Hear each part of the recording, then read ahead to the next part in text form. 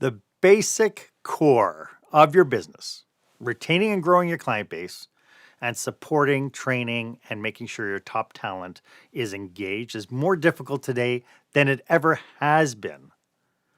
Leveraging technology, generational diversity, and the current economic factors that we're establishing today are the ways forward. And that's coming up next on Marc Haine Live.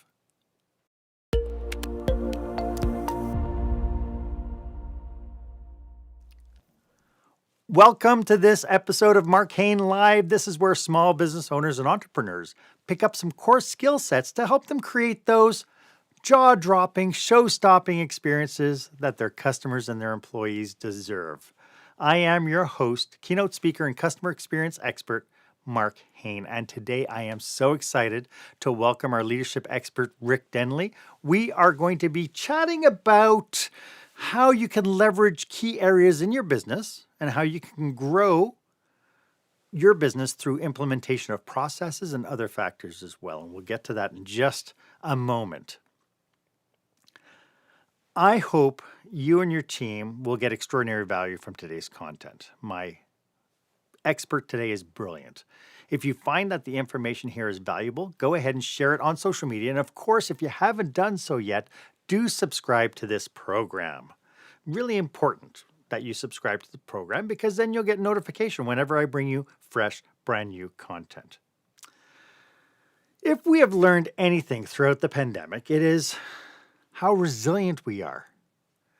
We've had to face constant change in an unprecedented fashion, but it's not over yet. So I'd like to know from you our question of the day.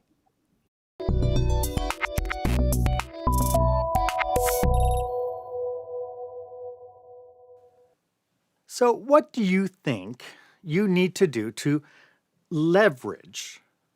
What is it that you need to, what tools do you need? What do you need to leverage in order to be truly successful? Go ahead and share your experience on social media and make sure that you hashtag your response, hashtag experience leadership. As I mentioned, my guest today is keynote speaker and leadership expert, Rick Denley. Rick's background includes leading Canadian divisions of multinational corporations based in Japan, France, Germany, and all over the US. He is the co-author of Dynamo Diaries 2.0 and the author of his brand new Amazon international bestseller. I have to put international in there. Reinvent Yourself, Personal Positive Growth Through Any Mess, Movement, and Mission, available on Amazon. Rick is also an undefeated amateur fighter using his skills to raise funds and awareness, helping those with cancer beat the disease. Welcome, Rick. It's so nice to have you on the show. Hi, Marc. Thanks very much for that great introduction. I'm very happy to be here. It's nice to have you. I've been waiting for this for all week long since we decided we were going to do it. And I know you have lots of stuff to share. But before we get into anything, maybe you could tell us a little bit about what you do for your clients.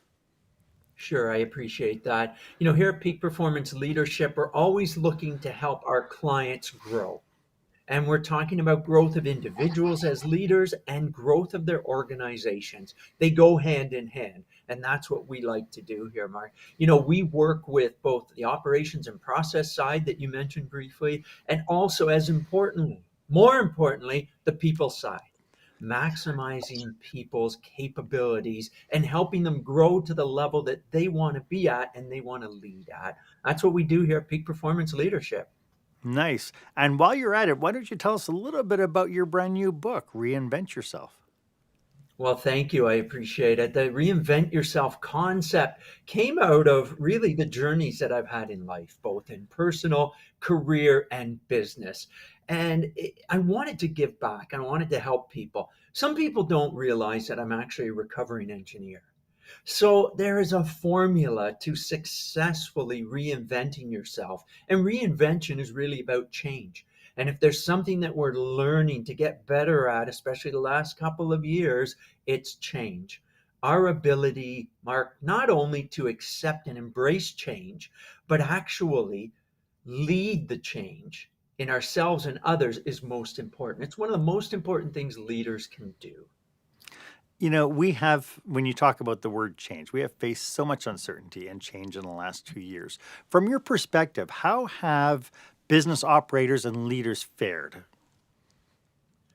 Well, it's a good question. Some better than others. Mhm. The ones that fought it, the ones that sat around and said, well, we're just going to wait this out until everything returns to normal, didn't fare quite as well as the ones that quickly realized that they weren't only going to accept the change, that they were going to get out in front of it and lead it. And that's what it's all about. Good leaders find the opportunity for growth within change. They don't sit around and wallow in it, and they don't simply say, I'll wait this out until everything goes back to normal. They say, changes come our way. How do I lead the direction I want it to go so that we get the outcome that we want? Those type of leaders for people and organizations were very successful. And you know what? It really showed their mettle. As we say, Marc, there's no good captains made on smooth seas. So when the tough times come, that's when leaders need to stand up and lead. So when you say, because we have the people who are doing very well and we have people who aren't faring so well, what do you think the biggest challenges are for the people who haven't fared as well? Well, here's the thing. At the end of the day, it comes down to one word and one skill set that we all have to learn. And I take it from a Harvard trained psychologist, Shimmy Kane. And she wrote a whole article and book that talks about this one skill set that if we get good at it, not only as leaders, but as people, we're going to have a more successful and happy life. And that one skill set is adaptability. Adaptability allows us to get to where we want to go. It allows us to handle whatever circumstances come our way, and we adapt and embrace it and plow forward. That's the main. Very cool. Oh, you're frozen. Well, that's okay. I love this word adaptability. I think everything that we've been doing throughout COVID-19, through what all the businesses have had to do, it's been a real challenge. Getting people to be adaptable and to be able to bounce back and be able to change up what they're doing really has been the definition and kind of the differential between being successful and not being successful. A perfect example of this was in earlier episodes, we talked about how a bakery, during the first bunch of lockdowns, couldn't, they weren't allowed to necessarily sell their food, but the grocery stores were open. And so then they turned their business into a grocery operation. And from there, they were able then to turn around and repackage all their content into the stuff that you needed so people could bake from home. And that was a picture perfect idea of adaptability. Welcome back, Rick. Who knows? Thank you. Internet, who knows, right? Well, it did actually. The internet went down. I'm on my cell phone now, and we're Okay, still moving forward. So that's it. It's it's as if about we planned it, Mark. adaptability. It's as if we planned it on adaptability, which we didn't. But we have to be flexible and adaptable and roll with it. And there's a classic example, and we're still moving forward. So There you I'm go. back. Sorry for what I missed. I saw the fist. And so you use fighting as a metaphor. How Yes. is being in a ring, a boxing match, similar to what businesses owners have been facing? Yes. Oh, great question. And when I signed up for the Fight to End Cancer to grow awareness and also funds to fight cancer. Hey, listen, who of us hasn't had somebody close to us in our family or a friend be impacted by cancer? So, you know what? I think all good leaders give back. So, this was my way of jumping into philanthropy. So, your question is, how does the fighting and things tie into what I do? In a ring, first off, I took up fighting and boxing at the age of 53. Okay, so you talk about adaptability and change. It took a lot of it for me, my body, my mental state, and things like that. When you're preparing for a fight, there's a lot of things you're perceiving and understanding and training towards, and those you can control. And you do. And you get yourself in the best shape you can be mentally and physically. And guess what? We have a coach. You don't go it alone. Everybody needs a coach and a mentor. And then when it comes time for the actual event and you're in the ring, you need to learn to change and adapt very quickly because you don't know what your opponent's going to throw at you. You don't know what's coming your way. And although you step into the ring with a plan, just like everybody has a plan for 2022, remember, everybody has a plan till you get punched in the face. Then it's all out the window. And here comes the adaptability. Here comes our ability to change, move quickly, and work on something differently. So, relating to what goes on in the ring to business and leadership and people is very similar. That ability to step back, adapt, change is all the same. So the brain learns. We can rewire the brain, which is a brilliant thing. So if you weren't going to change or you're not going to change, start slowly. You know, Marc, I share with people when I'm on stage, like you giving keynotes, I have them take their watch off. I ask them to put it on the opposite wrist. And I ask them to do that for 2 weeks every morning. Now you're fumbling around with it like this, and it's a bit difficult, you know, because it's odd and it's change. By the end of the 2 weeks, you're slapping that watch on the other wrist in no time because your brain has rewired itself to understand how to do it. The motor skills come along too. It's no different in change. We can rewire our brain so that we're better at it on an ongoing basis. So that's really what's important. And that's how the two get tied together. I love it. I love it. That's such a great metaphor for how we need to adapt through that. Of course, part of the challenge with anything change, of Yeah. course, is fear. And so I'd like to talk a little bit about how fear plays into our success or failure, and we'll do that right after this. When the spotlight shines on your business, are customers applauding or yawning? In other words, how is your business performing? Make your business a star with the new book, Lights, Camera, Action, Business Operational Excellence Through the Lens of Live Theater by Marc Haine. Marc uses his business and acting experience to help you see your business like a live show so you can create a performance your customers will never forget. Buy Lights, Camera, Action today at your favorite online retailer or directly at marchaine.com. Welcome back. I am here with leadership expert Rick Denley. We are talking about leadership. We're talking about being adaptable. We're talking about what it takes for leaders today to kind of ride the wave that is COVID-19. Rick, when it comes to those new to leadership, what myths do you think they need to do to overcome? That's a very good question, Marc. You know, leaders at the beginning of their leadership career and the first time they're leading, they think that they have to know all the answers. They think that they need to be the very best at what they're doing and what they're leading in, and that's not always the case. You know, I love sports analogies, and some of the best leaders and coaches weren't the best players, but they have the skill set necessary to be a very good leader. And today we talk about how we should be leading. You posted a recent article which was talking about love and kindness as leadership. I talk about the importance as well as empathy and authenticity as being characteristics that we need to be a good leader. So those are things that we look for in leadership. So I think that any leader starting out has to realize they're on a lifelong learning curve as well to become a better leader. And we need to learn on a regular basis. We're not the experts. You know, as much as we like to say it, we can help out. And we tend to be 1 or 2 steps ahead of the people that we're leading. And that's all you need to be. And then empower them with the right skills, tools, and knowledge to get better. Mm. That's really why we're here. There's 2 things leaders do and should do well: develop people to be the best they can be, and develop organizations with the right processes to help them out. When those 2 merge together, you have incredible success, whatever you define success as. Yeah, I love that. And, we've said time and time again on the show that you cannot see the label from inside the bottle. And you Mm, mentioned it earlier. You mentioned about the coaching aspect to it, and likewise, some people you mentioned about some of the coaches, and the best coaches weren't the best players. right, Likewise, though, some of the best players don't become great coaches until true, they get trained in that aspect. right. That's a And very so good.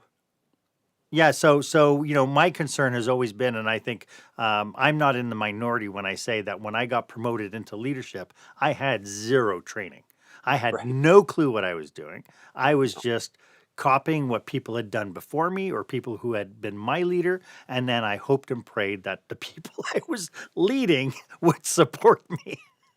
Yeah, that's a big part of it. The interesting part there is that we often look at somebody doing very well. And my sales leadership background that you Mhm. mentioned earlier in my bio in the corporate world. And the biggest mistake that organizations made is say, oh my gosh, that person's our top salesperson. Let's make them a sales leader.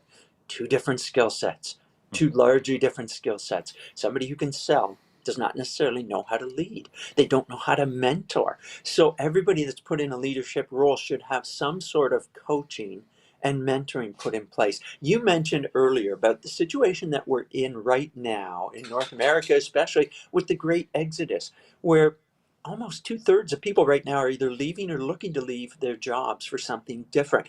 Our ability as leaders to attract, retain, and develop other leaders is key. So you have to have a leadership program in place to help people develop as they grow. And I know that's what you and I do as well with people. We Mhm. coach people and organizations on a regular basis through our workshops, masterminds, and we both love to get on stage and speak as well about leadership. That's one of Yeah. the main things about leadership. It should be a mentoring type role that we do on an ongoing basis. Yeah, it's interesting you just said that. I was interviewing with with an operator, and they were talking about the role of the leader, about and it was really kind of leaning towards this idea of micromanagement. And I had to stop them right there and just say, you know what, primary role of a leader is to be the coach and mentor first. If the leader has too many operational things that they're doing and they're not stopping to lead and mentor and coach their teams, well, then Yeah. you just have another worker, and the leadership tag is just a nameplate on a desk. Right. And it's one of the hardest things for people to do as they grow in their career as well, is to leave behind what they were comfortable with. We've Right. all heard that we need to get comfortable with being uncomfortable. And that's the biggest part for a leader. Leave behind what you did well and learn leadership Hmm. and really understand what it means to be a good, successful leader, which is developing others to be Yes. better, be the very best that they can be. That's what you want from a coach and a leader, not to keep sharpening your skills. When I stepped in the ring to fight cancer, and was training for 8 months for my very first fight, do you think that my coach, my fighting boxing coach, had to be the best that he's ever been in his boxing career? No. He had to lead me and others that were part of this great initiative to get better. That was his job, to make us ready for the next step that we were taking and the best that we could be. That's a good leader and coach. I love it.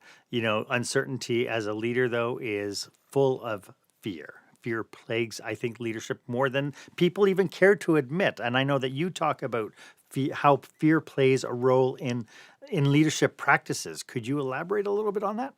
Yeah, it's a great point. You know what? The major reason that people do not change or reinvent themselves is fear.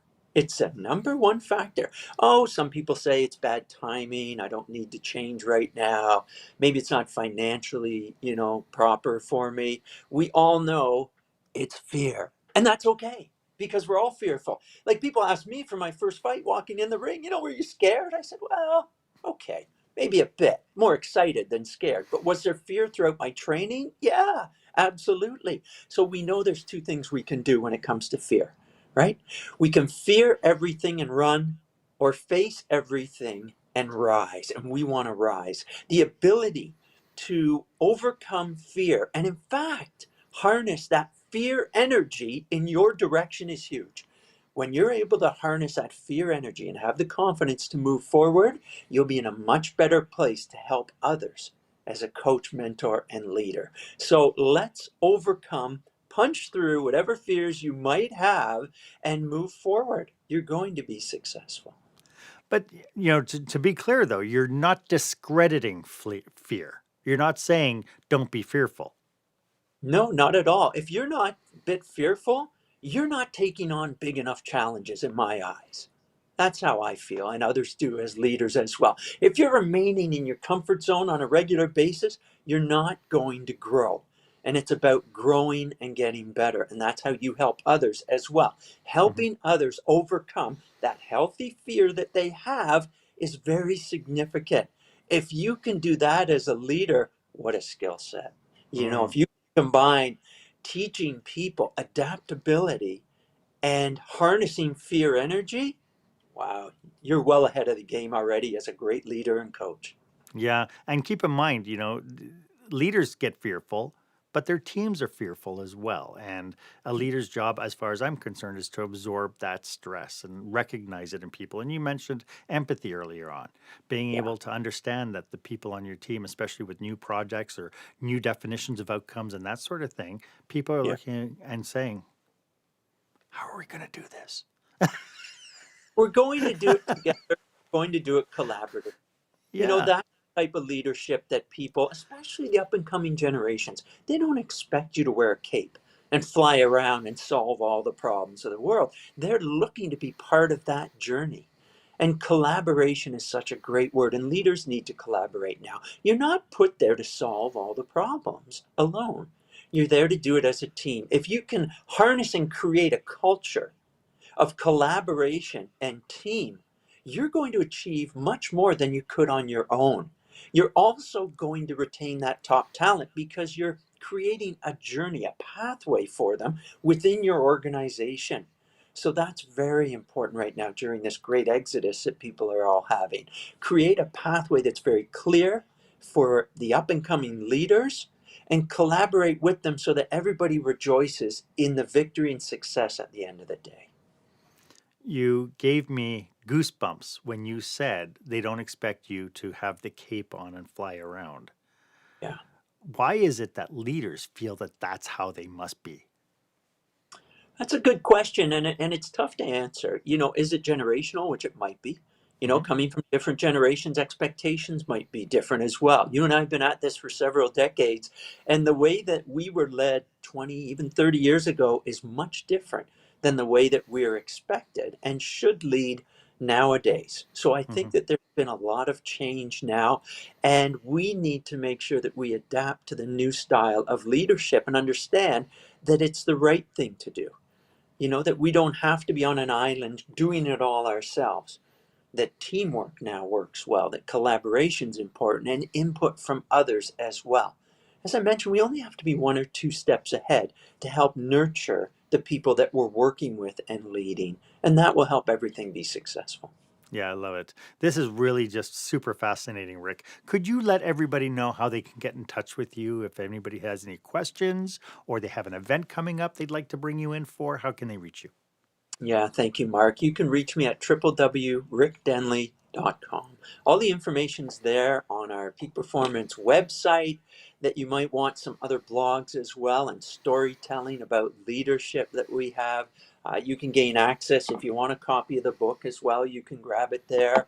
And all the information needed, including a few articles that I've written recently on leadership and a forum that I ran a couple weeks back with other key leaders, and they give specific examples of what they're doing in their organization that they're finding is helping them grow in the coming year. Love it. Love it. Thank you so much for sharing that. You mentioned in your synopsis that we are seeing changing behaviors now, both in buyers and in team dynamics Yeah, because of technology. Could you expand on that? absolutely. The pandemic itself pushed us into utilizing technology more and more. The great Zoom calls that we're on all the time now as well are being used. Buyers have found that they can buy and purchase products and services online with as much efficiency or more than having to have salespeople and organizations come in and see them all the time.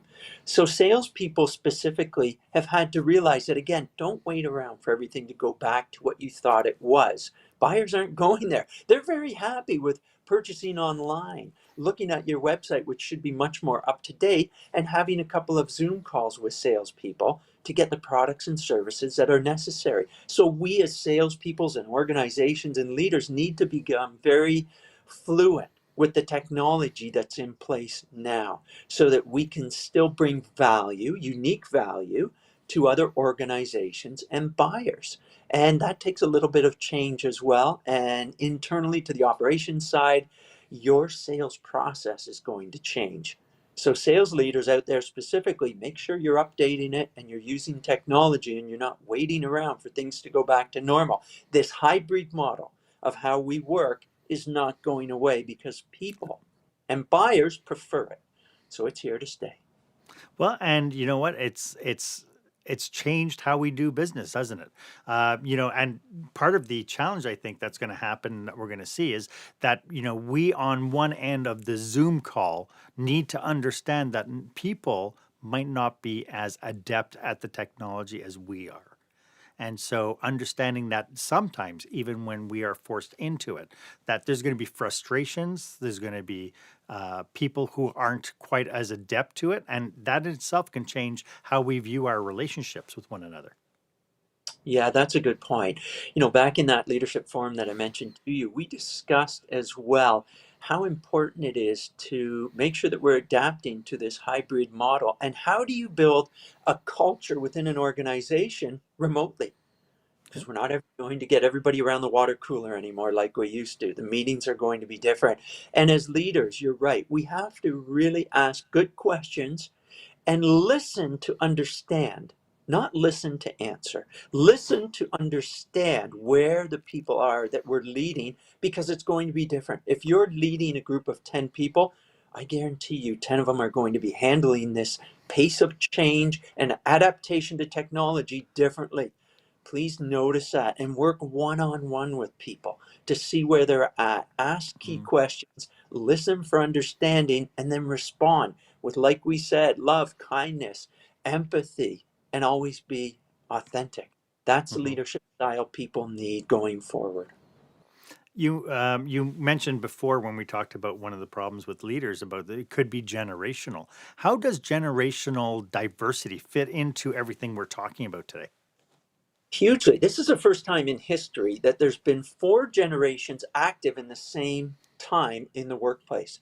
That's a lot to handle as a leader, because each generation comes with its own beliefs, set of values, and working habits. And some people have adapted and changed and others haven't. So, how do you bring together a team of 4 different generations with different values and skill sets? My suggestion to leaders is that you look at the complementary positives and work on those. Oh, it's easy to pick apart the differences. Listen, I'm Gen Xer, as you know, 7:30 till 6. And if I'm not exhausted, I didn't put in a good day.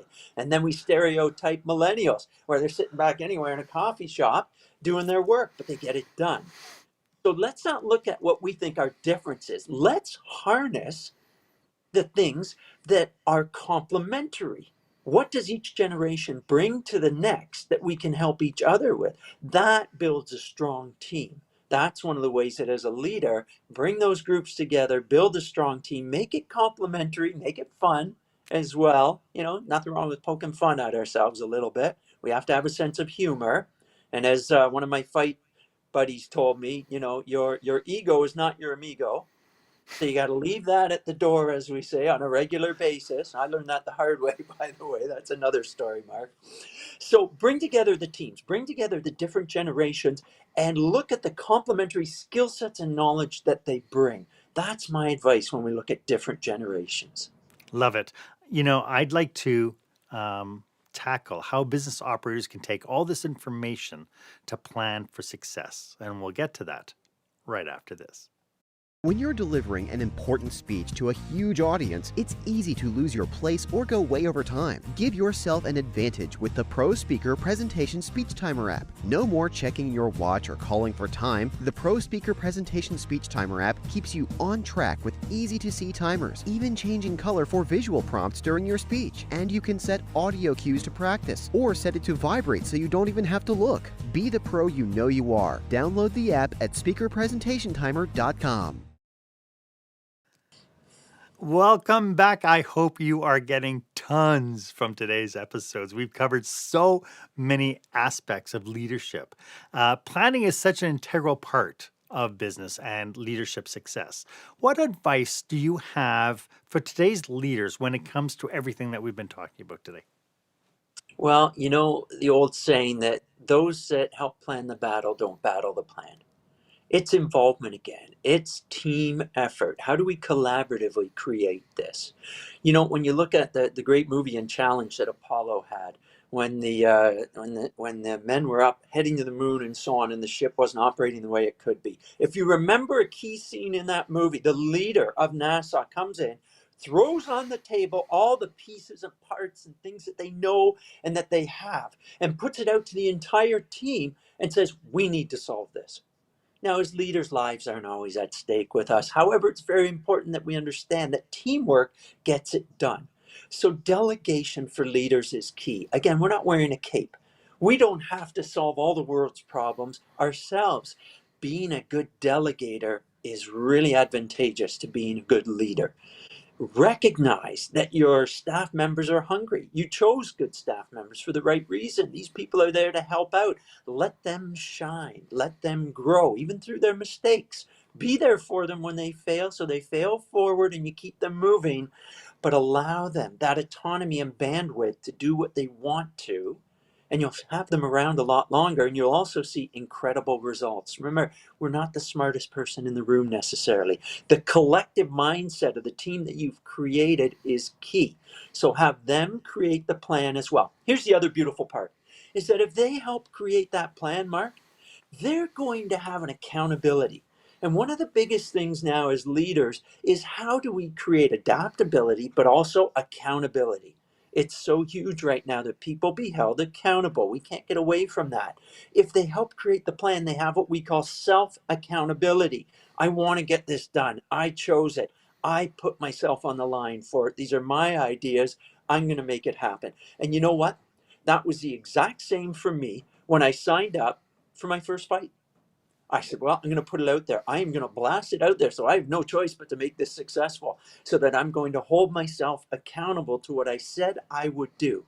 And that's what we have to impose onto our individuals of the team, so that the plan is everybody's, everybody owns it, and everybody will have a right to celebrate in the success. Love it. It just shows how different the generations have been. Because of course, when I entered the workforce in 1976 as a teenager, Yeah. it was all about all the systems and methods were in place because they didn't trust that the staff would do what they were being paid to do. Right. And now it's, and I always thought it was ironic that, when I did something wrong and my boss decided to chew me out for whatever mistakes I made, I realized that even at 15 years old, that I was harder on myself than my boss could ever be. Because the Right. last thing I wanted to do was let anybody down. And I still to this day say that most people don't wake up in the morning thinking, today I'm just going to shag the dog. I'm going to do absolutely nothing. Maybe I'll shop on Amazon all day long, right? Nobody wakes up thinking that they're going to underperform all day. Right. That's a great point. And you know what? It's interesting because when we look at that, we want to be sure that people have the support that they need to be successful going forward. That's a very important trait that we want to look for. In fact, hiring and retaining and developing top talent is what leaders need to do.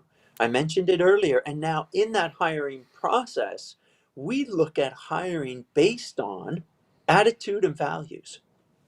We used to look at skill sets and success, not anymore.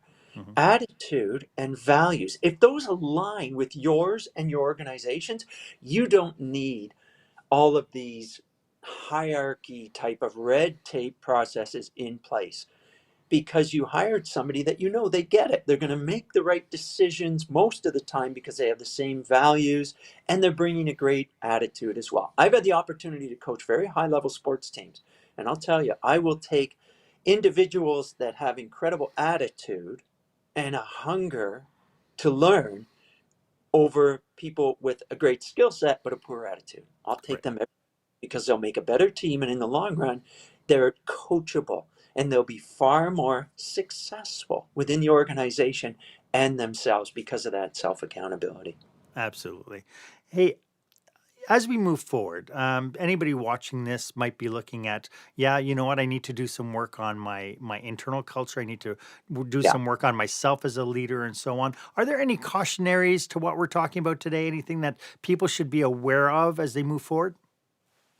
You know, any change that you're going to implement, I think, is good. It won't always be perfect. Remember, as leaders, we don't always make the right decisions, but we make our decisions right. So go out and make decisions. Okay, the only way that we can grow is through change. So, like I said, learn to adapt, embrace, and lead change. But most of all, as well, if we want to get better at something and we want to minimize the pitfalls in front of us and the errors, get a coach. Get a mentor, get a leadership program. I don't care how old you are. I don't care how successful you think you are. Listen, I had a lot of people figuring that, I'm a good old Canadian boy coming out of hockey. Boy, I'll just step in the ring and it's go time. Not at all. You need a coach, regardless of the experiences that you've had. Get a coach, mentor, and you'll be further along and have better success than you would have without. Love it. And if anybody's interested, we do have an episode, a couple of episodes on how you know you need a coach and how do you find a coach. So check it out. As we wrap up, do you have any last thoughts about what we're talking about today? You know what? It's such a large topic and an important topic as well.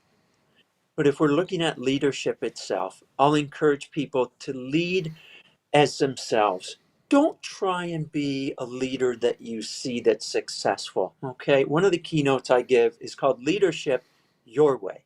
Become the leader that you should be based on the experiences that you've had in your life and the areas that you feel proficient in and that you feel you can give back and mentor others most. Be the leader that you've always wanted to be in your own style, not somebody else's voice. I love it. Rick, this has been so great. Could you remind everybody one more time how they can get a hold of you?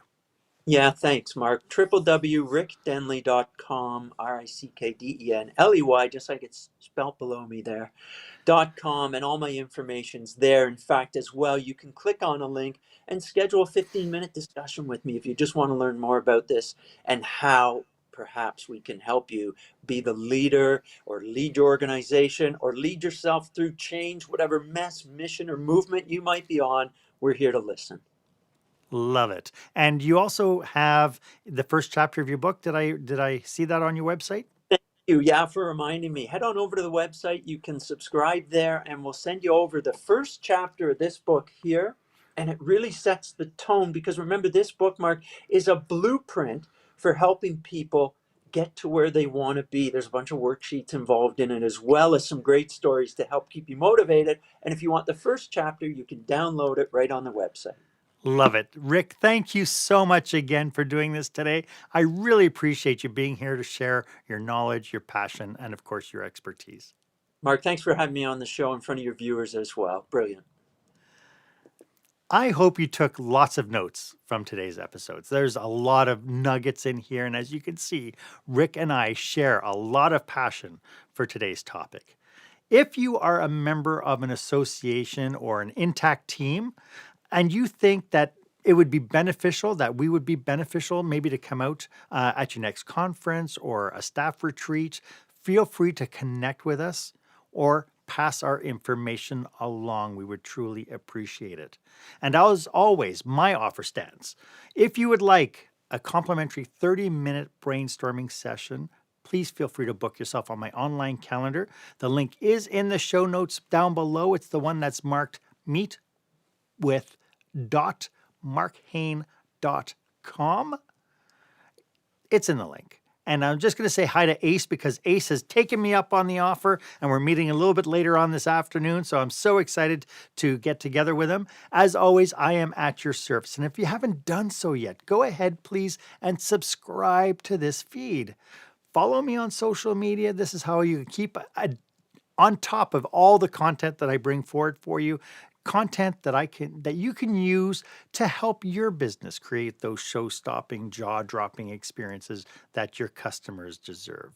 My name is Marc Haine. I hope you stay safe, stay healthy, and I hope you dare to be the exception.